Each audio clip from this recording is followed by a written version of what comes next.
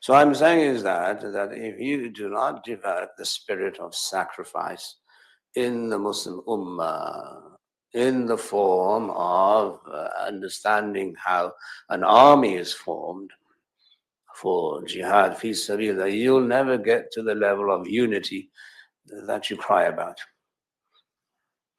You won't get there because there's no sacrifice. You can't do anything without sacrifice. So this surah talks about the ultimate sacrifice for Muslims: theoretical, academic, economic, financial, social, political. You have to be in the same saf. Okay, I disagree with this person, therefore I will not follow him and I'll remove myself from the organization. Okay, so now you open your own organization, okay, which happens. And then people disagree with you and then they leave your organization. It's a vicious circle. Because it's about nafs.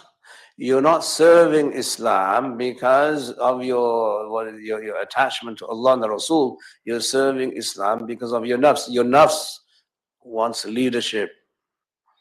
Your nafs wants the glory. And your nafs wants the accolades. And your nafs wants now all the plaques. And people in the community say, hey, good job, mashallah, wonderful. You're a great Muslim. You're not doing it for Allah and the Rasul. If you do it for Allah and the Rasul, you only anticipate a reward after you die.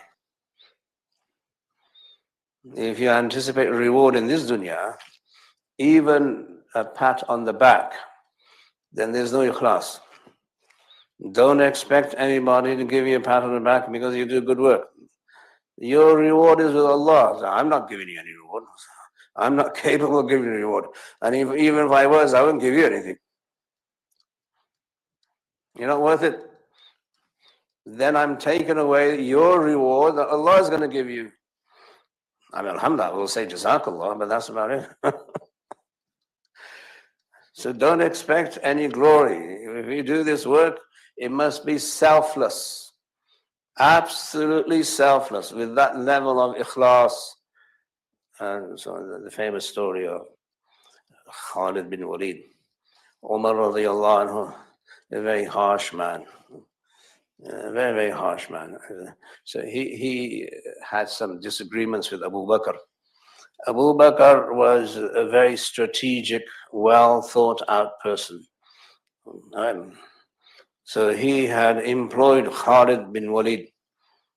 And Khalid bin Walid, as you know, was one who conquered Iran and Sham and Iraq and other places. So he made him the leader of the army, Khalid.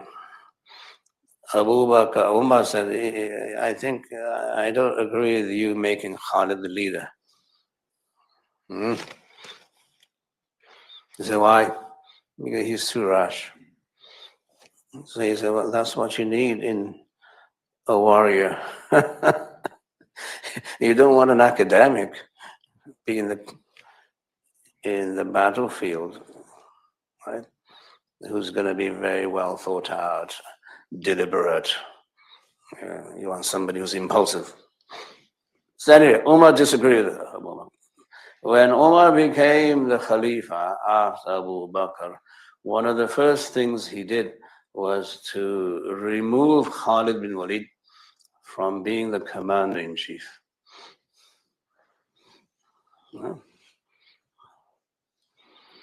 So the messenger from Umar came in the battle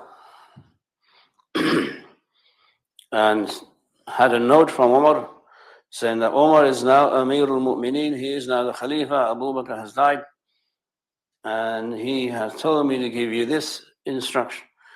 Khalid read the instruction. So he gave the banner. In those days when you were a military leader, you weren't watching from, the basement of the White House, right? In your bunker. You were in the battlefield.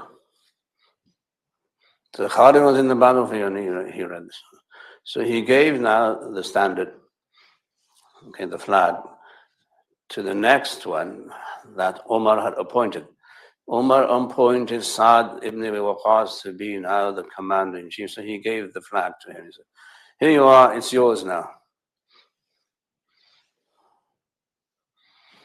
And Khalid went on fighting, as usual. People later on found out that Khalid had been removed from his post. And they all came and surrounded Khalid and said, you know, you were removed from your post. Why do you keep on fighting? If it was one of us, I've been uproar. We'd take the next flight out to Medina and kill the Khalifa, you know. What the heck are you doing? You've dishonored me.